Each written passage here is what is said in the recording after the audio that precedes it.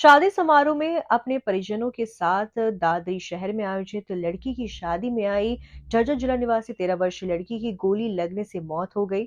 वहीं गोली के छर्रे लगने से लड़की की माता गंभीर रूप से घायल हो गई, जिसे चरखी दादरी के सिविल अस्पताल में भर्ती कराया गया। सूचना मिलने पर सिटी थाना पुलिस और फॉरेंसिक टीम ने घटनास्थल का जायजा लिया और सिविल अस्पताल में परिजनों से बात की। पुलिस ने मृतका लड़की के पिता के बयानों के आधार पर अज्ञात फायरिंग करने वाले पर केस दर्ज कर आगामी कार्रवाई शुरू कर दी है। जानकारी के अनुसार झज्जर जिले के गांव बहु निवासी खाद बीज के दुकानदार अशोक कुमार मंगलवार देर रात दादरी शहर के उत्सव गार्डन में अपनी पत्नी सविता, बड़ी बेटी जिया, छोटी बेटी रिया और बेटे मयंक के साथ शादी समारोह में शिरकत करने पहुंचा था। गार्डन में झज्जर जिले के गांव खोरडा निवासी उसके दोस्त विजय की बेटी रवीना की शादी का कार्यक्रम था। अशोक कुमार ने पुलिस को बताया कि वे खाना खाने और कन्यादान डालने के बाद घर जाने की तैयारी में थे।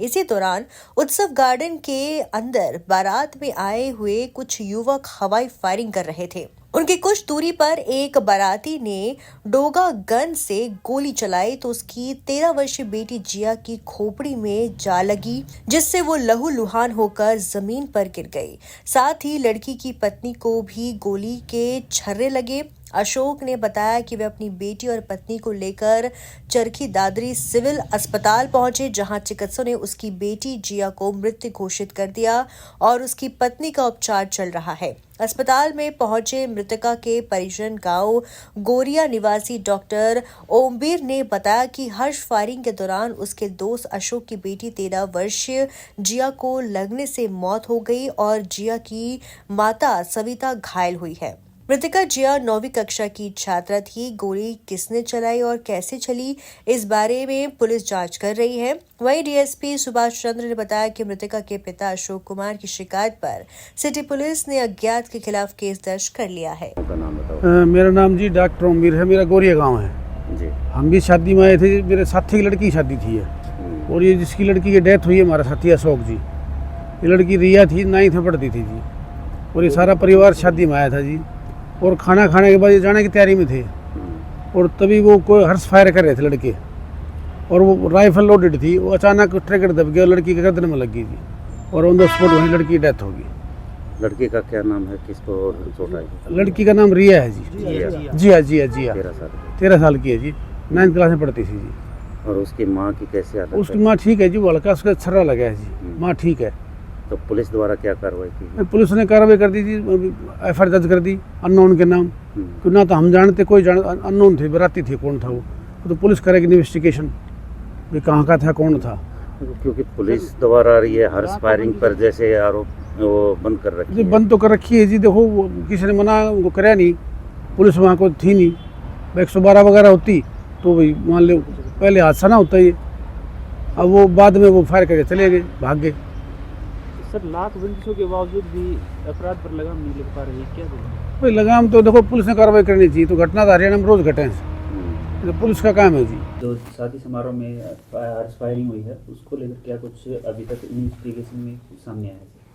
ये देखिए, कल दिनांक 11/12/2024 की बात है।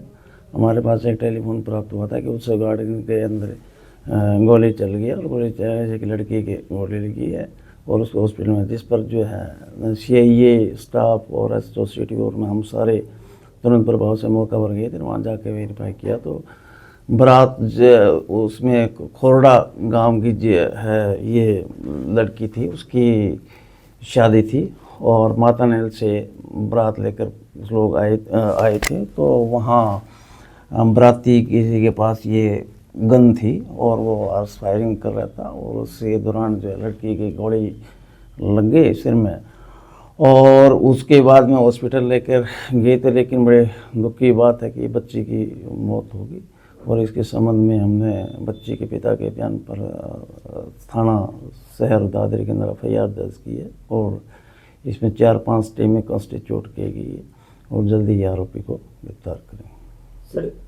सर, जो पुलिस द्वारा बार बार अनुरोध भी किया जाता है और पब्लिक अवेयर भी किया जाता है, उसके बावजूद भी इन पाबंदियों पर लगाम नहीं लग पा रही सर। क्या मानते हैं? हाँ देखो, गन जो है लेकर आना या शादी के अंदर ये उसमें प्लेस के अंदर लेकर आना बिल्कुल प्रोहिबिटेड है। और बार बार इसमें सरकार की तरफ से, प्रशासन की तरफ से भी दिशा निर्देश दिए हुए हैं और हम भी जो है इसको बार बार चेक भी करते हैं।